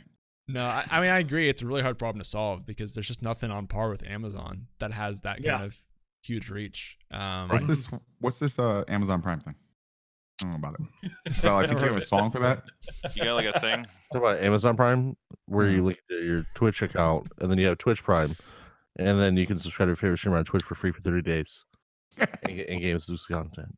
Well, okay. Here's the other question though, because that's obviously a huge incentive for streamers to be on there. Do you think that impacts viewers a lot though? Like, is that a huge difference for viewers between the platforms? I think so. I mean, like, being able to sub for a lot of people means being more involved. It gives you emotes, it gives you the sub badges. It's it's a badge of honor in a lot of ways, and for a lot of people that means that they feel more involved. Not that they should feel like that, but for a lot of people they feel more involved in the stream because of that. So yeah, I think so. Do you think Amazon Prime brings a lot of new people to Twitch though, like viewers?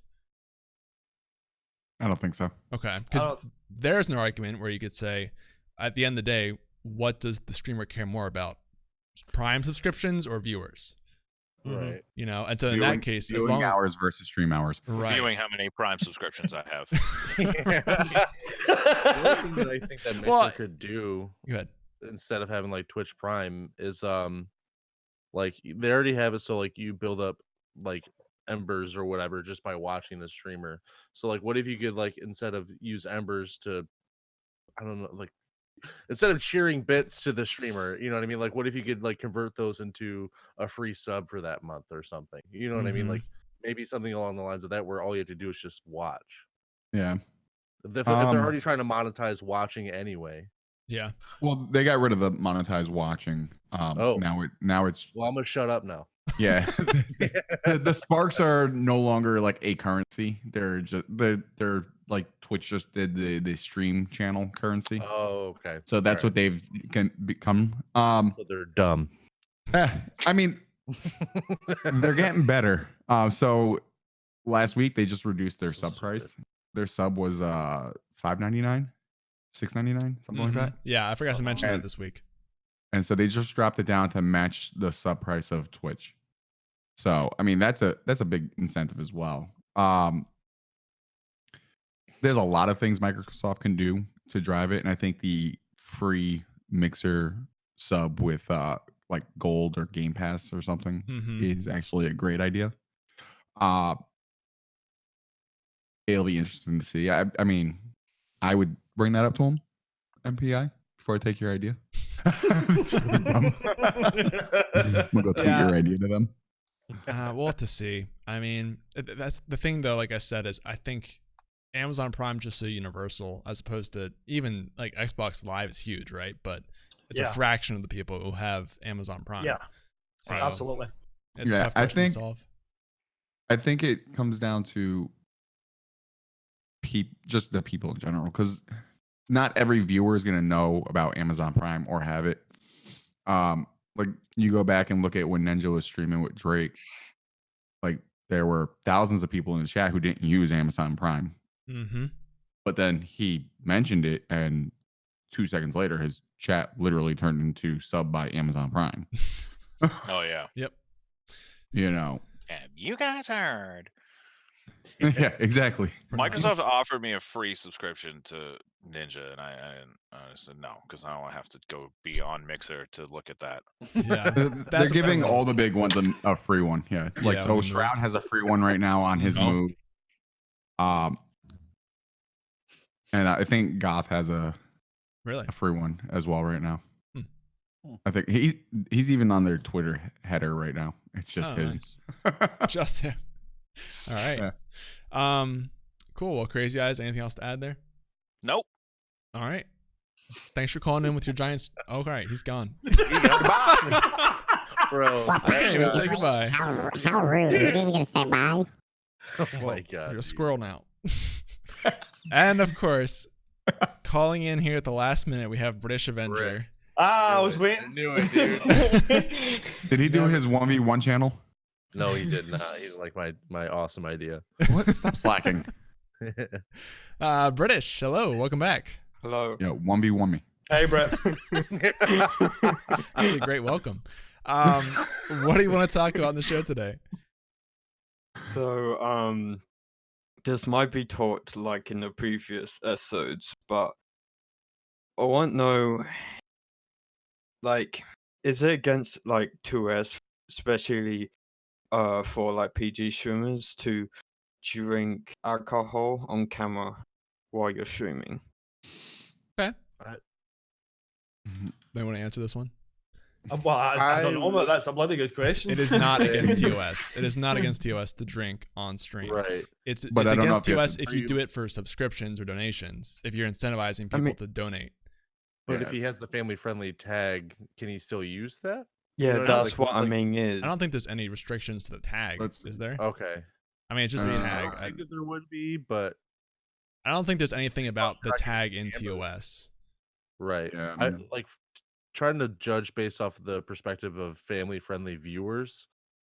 I wouldn't drink so much. Like like casually just like sipping on something like I think should be fine. But if you're getting like hammered, if you're celebrating the 4th of July on a family-friendly stream and you're going in on some bourbon or something like that, like you might want to take that family-friendly tag off for the day or something.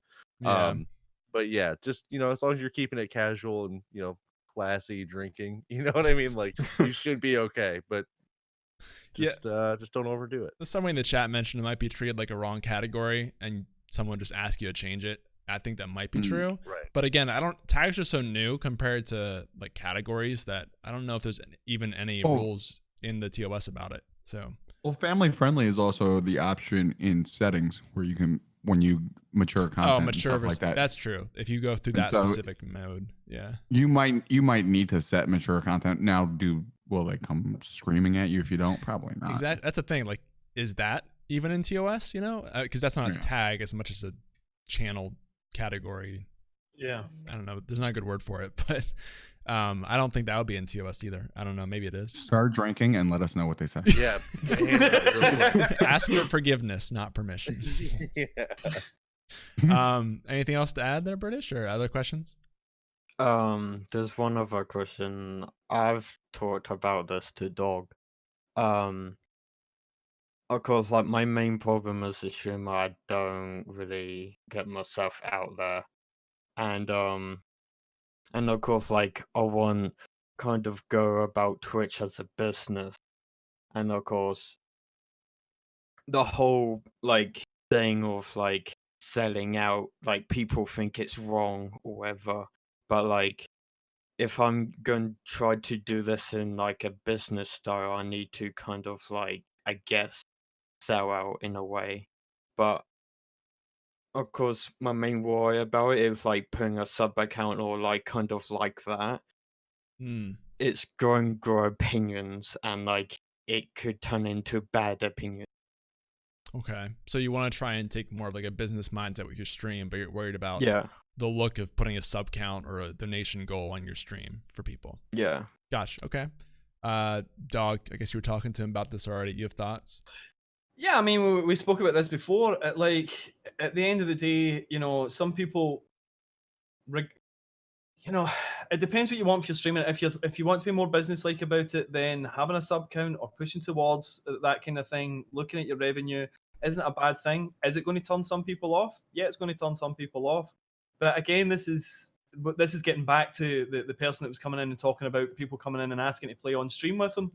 This is your stream. If this is where if it's where you want, if there's a target you want to hit and there's a way to get there, that's what you need to do. So that at the end of the day, it's really ultimately about what you want from streaming, what you want to achieve, and if being more of a business minded about it, being more looking at revenue stuff and that, if that's what you want to do, if it puts people off, then hey, it puts them off. Your stream is your stream.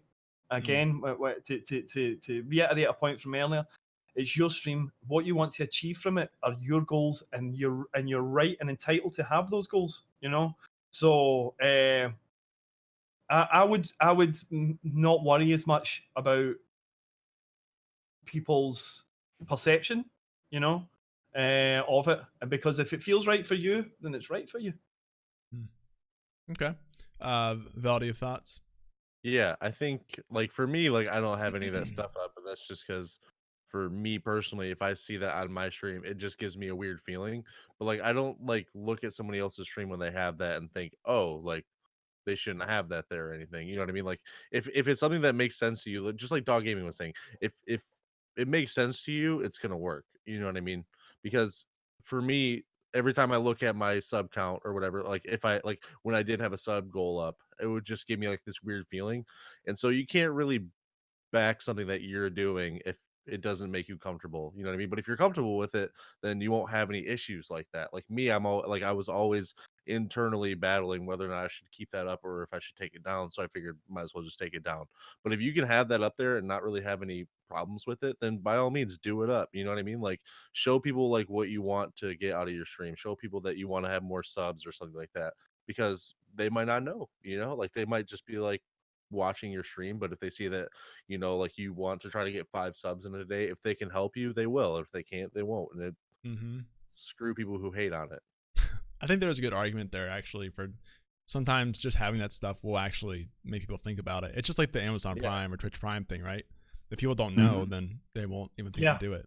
So but slight little nudges. Yeah. Shady, do you have thoughts on this? I know a guy who used to talk a lot about goals. I think he was GreenChord. And there's nothing wrong with having goals. It just depends. Like everybody's saying, if you feel okay with it, then yes. If it fits your stream, yes. I mean, God, what do you want to eat? Food or something? There's nothing wrong with that. Saying, hey, like I know when Vel was going full time, it was I would like to be here. Correct me if I'm mistaken, like you want to be somewhere before you're like, hey, taking that leap, right? And so there's nothing wrong with that, saying, hey, you guys, I'd like to get a sub a day. It's not bad. I want to get 1 million subs today. I mean Subway, like the sandwich. I'm hungry. A lot of subs. I mean, my goal right now is to get a mixer contract. It's literally on my stream. Yep. It's mixer contracts 0 out of 1. Somebody fix that. Right. Making progress. Real quick. What's up? Like, can I just like add something real quick? Like, no, don't focus too much on that though. Like, if you like, because you're gonna have days where you're gonna get like, say you have a goal of 5 subs or whatever. There's gonna be a lot of days where you hit 0, and you have to like be ready to not pay attention to that. You know what I mean? Like, if you start focusing on like, did I make money this day or did I not make money this day? You're gonna like, it's gonna build up because not only did say what miserable. Oh, for sure, because you're gonna say to yourself, well, yesterday I didn't make anything, so I had to double what I was supposed to make yesterday. And if you don't make anything that day, or if you only get 1 sub, then you're always behind. And then like, because you don't want to focus on that, like you want to just focus on making content, not how much money did I make, because the content comes first and everything else will follow. You know what I mean? Yeah. So it is good to look at that kind of stuff, but it's not a good idea to focus on it in any way, because you don't want there will 100% be days where you don't make the money that you think you should make in a day. Like it's gonna happen. Most of the time you're not gonna make whatever you want. You know what I mean? And right. You just can't pay attention to that stuff. That's all like even later than secondary when it comes to being a streamer. And I think we even touched base on that with the viewer count. Yeah, it's something that, like, yeah, sure, you want to maybe know how many people you have watching, how many subs you've gotten, but if you focus too much on it and you don't meet goals, like not meeting goals sucks. It's the problem with all these goals is they're all dependent on someone else doing something instead of you. You can't self-accomplish these goals, right? You can't turn on 10 accounts to watch you, or you shouldn't be doing that. And we actually deal with this at work. Like when we have yearly goals at my 9-to-5 job, and when we set them up, our manager is, hey, do not make a goddamn goal that relies on somebody else. Yes, because you're never gonna get it. Because like for us, we're decommissioning 2008 servers. And somebody tried to make a goal of helping such and such decom their servers. He's like, no. Yeah, I think there's a balance, because I think there's definitely value in creating like community goals like that. I think the key there is to make it something that people know the reason behind. So a lot of times, like I'll see a sub goal, 3 of 10, but what happens at 10? Well, we go to 20, Okay, like what's the point there? If we get to 10, I eat ice cream tonight. Yes. You gotta have some incentive, right? It can't just be Right. I gave you a sub. Now what? Thanks.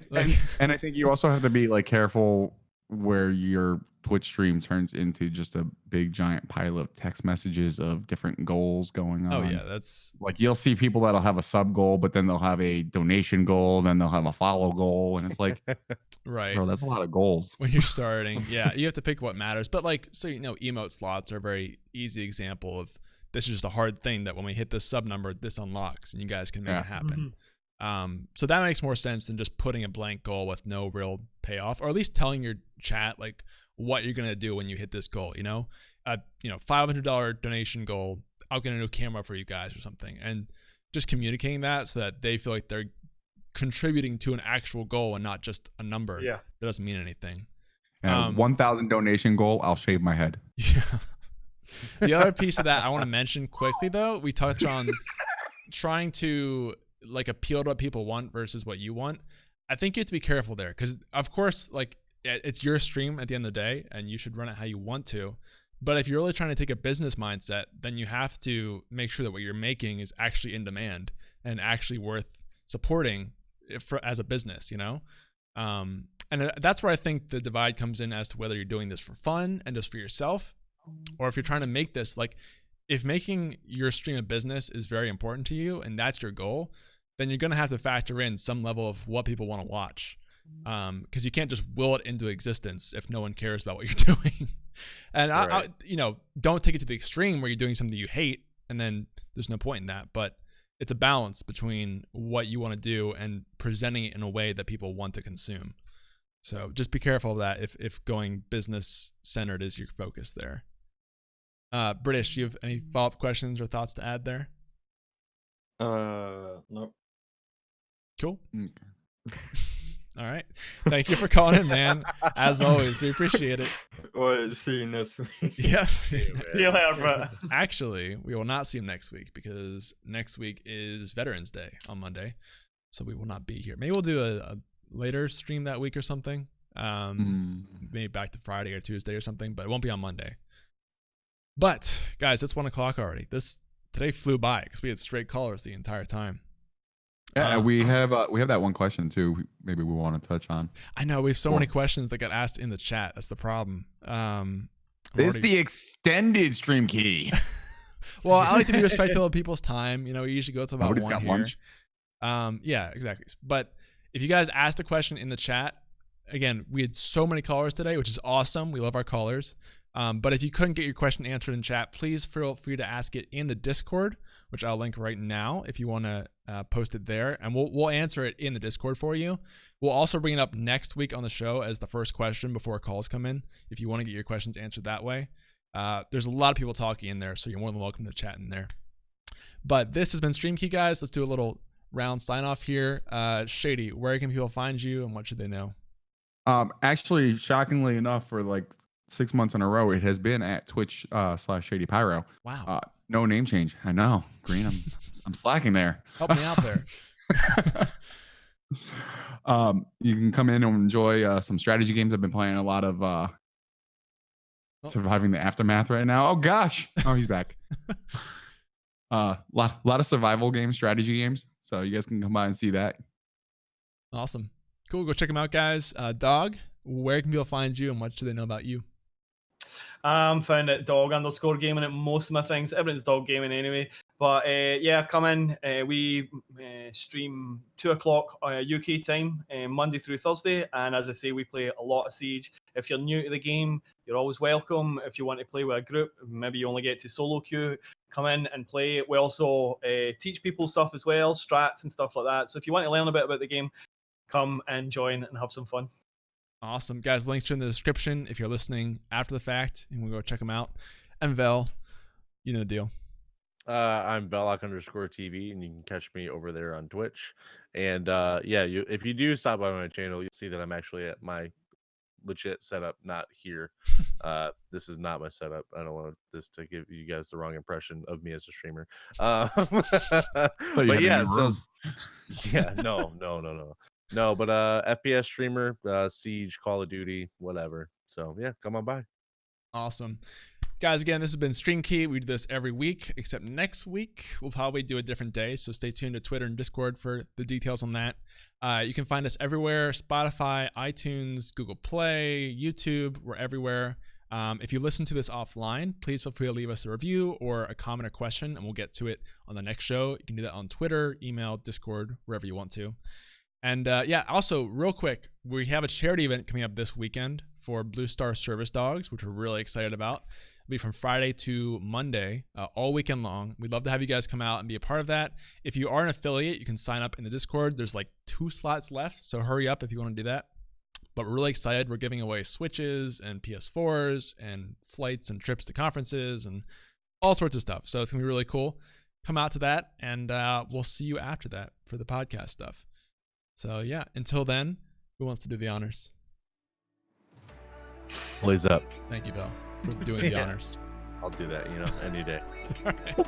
See you guys later. Later.